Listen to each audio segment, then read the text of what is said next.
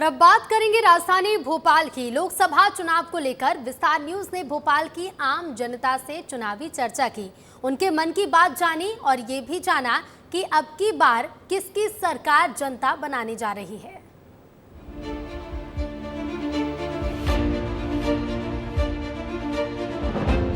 नमस्कार, मैं हूं शुभांगी और आप देख रहे हैं विस्तार न्यूज। लोकसभा चुनाव को लेकर जो है लगातार विस्तार न्यूज लोगों से बातचीत कर रही है और उसकी राय जान रही है कि जो आम जनता है वो लोकसभा चुनाव को लेकर क्या सोचते हैं। ऐसे में हम पहुंचे हैं सब्जी मार्केट, जहां किसान भी हैं, व्यापारी भी हैं और आम जनता भी है।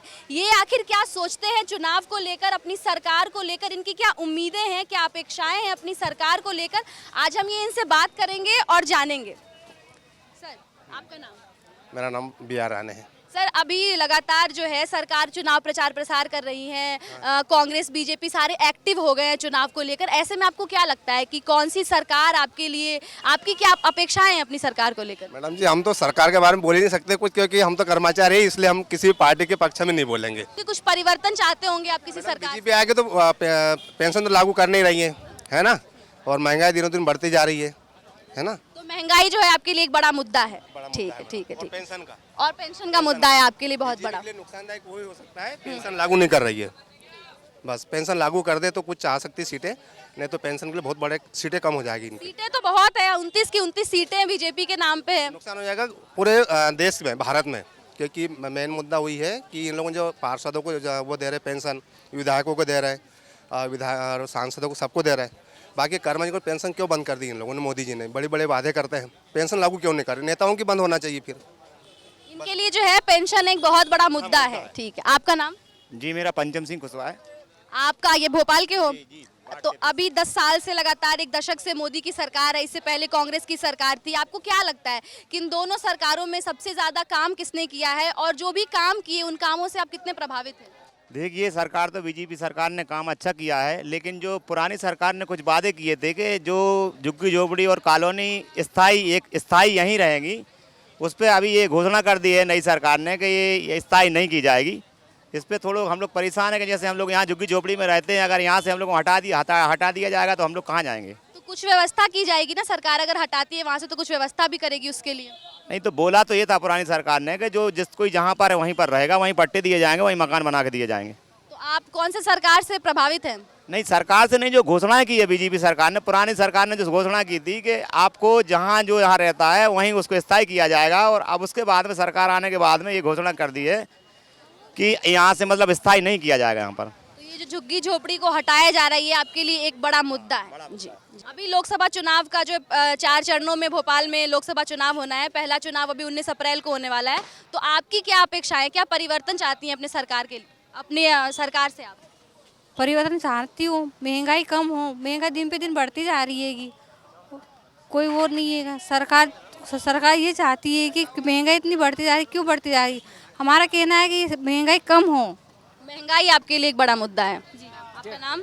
मंजुला शर्मा। मैम, अभी चुनाव होने वाले हैं, बहुत कम ही दिनों में चुनाव होने वाले हैं, तो उसके लिए आप क्या सोचती हैं? चुनाव को लेकर आपको क्या लगता है कि सरकार को और क्या करना चाहिए, और कौन सी सरकार ने कितना काम किया आपकी नज़र में? मैं सरकार के बारे में कुछ बोल ही नहीं सकती, गवर्नमेंट कर्मचारी हूँ इसलिए। कुछ तो राय होगी ना आपकी किसी सरकार को लेकर? हाँ, महंगाई तो बढ़ रही है तो निश्चित है ना। आप एक सरकारी कर्मचारी हैं, लेकिन आपके लिए भी महंगाई एक बड़ा मुद्दा है। सर, आपका नाम?